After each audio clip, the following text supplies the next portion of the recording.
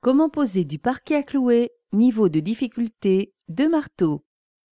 La pose traditionnelle clouée sur lambourde ou solive s'adresse au parquet massif, un choix qui s'accorde à tous les décors et défie le temps. Vous aurez besoin de lambourde, de chevilles à frapper, de bandes résilientes, de lames de parquet, de clous pointe tête d'homme, de plinthes, de colle mastic, de vis à bois, de mastic acrylique. Munissez-vous d'un crayon, d'un mètre, d'une scie à dos, d'une scie circulaire, d'une perceuse visseuse, d'un perforateur, d'une équerre, d'une scie sauteuse, de cales de dilatation, de cales en bois, d'un marteau, d'un tire-lame, d'une cale à frapper, d'un copieur de profil, d'un pistolet extrudeur, d'une boîte de coupe d'onglets, d'un niveau à bulles, d'un foret à bois, d'une fraise, d'un chasse-clous, d'une règle métallique. Prévoyez des genouillères. La pose clouée concerne les parquets massifs qui ne reposent pas directement sur le sol, mais sur un réseau de lambourdes parallèles fixées sur le sol ou sur des solives supportant ce type de plancher d'étage. Le sens de pose. Pour un meilleur effet visuel, il est recommandé de placer les lames parallèlement à la plus grande longueur de la pièce ou dans le sens de la lumière projetée par les fenêtres. Les lambourdes seront donc fixées perpendiculairement. Vérifiez que le sol est bien plan et calé sous les solives si besoin. Ensuite, vérifiez que le support est bien sec. Il est conseillé de stocker les paquets de lames dans la pièce pendant 1 semaine, puis de les déballer 48 heures avant la pose pour que le taux d'hygrométrie du bois s'accorde à celui de l'air ambiant. Mesurez l'épaisseur d'une lambourde et ajoutez celle d'une lame pour connaître la hauteur du nouveau sol fini. Tenez compte de cette surépaisseur pour recouper les bas de porte. Par souci esthétique, il est préférable de rectifier également le chambranle.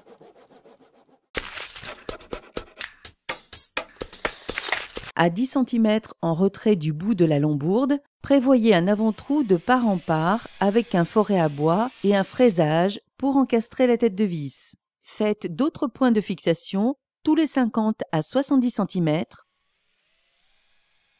Placez votre première lambourde dans le sens opposé à la pose du parquet et conservez un espace de 1 cm avec le mur.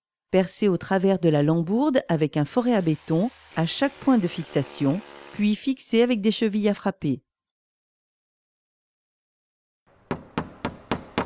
Fixez ensuite les lambourdes suivantes en respectant un espace de 40 cm pour la pose d'un parquet de 23 mm d'épaisseur ou réduisez l'écart à 30 cm si vous avez choisi des lames de 16 mm d'épaisseur.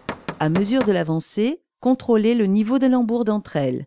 Il est possible de compenser un léger défaut du sol avec des cales minces sous la lambourde concernée. Si l'écartement des lambourdes est de 40 cm, il est possible de poser directement le parquet dessus. Isolation phonique. À l'étage, pour plus de sécurité sur les solives, prévoyez une planche pour travailler. On commence par couvrir le dessus des solives avec de la bande résiliente. Fixez les lambourdes. Vérifiez le niveau des solives entre elles. Un fléchissement éventuel d'une solive sera compensé avec une cale mince placée sous la lambourde. Posez les lambourdes perpendiculaires aux solives. Pratiquez un avant-trou au croisement de chaque solive et vissez. Là aussi, respectez un espace de 40 cm entre lambourdes pour un parquet de 23 mm d'épaisseur ou réduisez l'écart à 30 cm si vous avez choisi des lames de 16 mm d'épaisseur. Placez une lame dans l'angle avec des cales de dilatation de 5 mm d'épaisseur contre le mur. À l'autre extrémité, mesurez la longueur à recouper pour que cette lame s'arrête à mi-lambourde. Comme il faut préserver la languette, la coupe est à reporter au départ de la lame côté mur. Marquez le trait de coupe à l'équerre. recoupez à la scie sauteuse, sciez sur la face de parement avec une lame à dents inversée. Replacez la première lame et clouez sur les lambourdes des clous striés avec des pointes tête d'homme côté mur. Terminez d'enfoncer au chasse-clous pour plus de discrétion, même si la plinthe doit masquer les têtes au final. Clouez ensuite des clous striés en biais dans l'angle de la languette à chaque passage de lambourde. Finissez au chasse-clous. Posez la lame suivante et serrez l'assemblage rainure-languette en frappant en bout avec une cale martyre. Avant de clouer sur le même principe, vérifiez l'alignement des lames entre elles avec une longue règle. En bout de rang, pour repérer la ligne de coupe, présentez la dernière lame contre la précédente, mais languette contre languette. Avec l'équerre, repérez et tracez la ligne de coupe dans l'axe du bout de la lame précédente. Glissez le dernier segment de lame, resserrez au tire-lame, puis contrôlez l'alignement avant de clouer. La chute de lame doit être d'une longueur supérieure ou égale à celle qui sépare deux lambourdes afin de pouvoir l'ajuster à mi-lambourde. Engagez la lame en vous aidant d'une cale martyre pour bien serrer les rangs entre eux.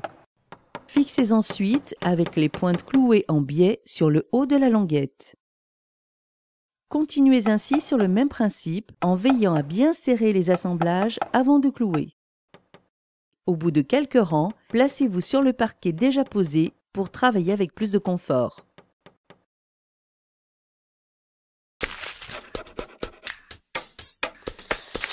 Les angles. Présentez la lame contre l'angle, sans oublier les cales de dilatation, et tracez un repère pour la longueur et un autre pour la largeur. Tracez ensuite la coupe au crayon, puis débitez à la scie sauteuse.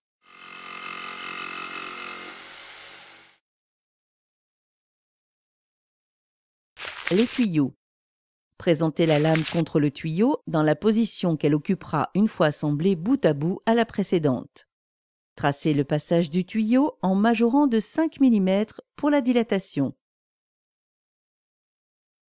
Placez ensuite une cale de dilatation contre le mur et relevez la cote pour la reporter sur la lame. Le copieur de profil permet de relever aussi bien le contour des tuyaux que celui des moulures. Réalisez la coupe circulaire à la mèche à bois plate, puis terminez avec la scie sauteuse. Une fois la lame de parquet en place, colmatez pour plus de discrétion avec de l'acrylique. En cas de recoupe à la dernière rangée, une astuce permet de bien suivre le mur, surtout s'il part en biais. Alignez une lame sur la rangée précédente, puis posez dessus une autre lame que vous ferez glisser vers le mur jusqu'à venir en buter contre les cales de dilatation. Suivez le bord de lame pour tracer la coupe.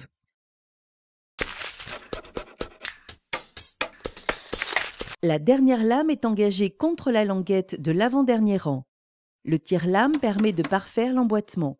Clouez ensuite en regard de chaque lambourde. Les plinthes. Pour une finition de qualité, découpez vos plinthes, placez à la verticale dans une boîte à onglets assez haute, ou mieux encore, utilisez une scie à onglets. Vous pouvez fixer vos plinthes au mastic-colle. Présentez la plinthe à son emplacement et pressez quelques secondes.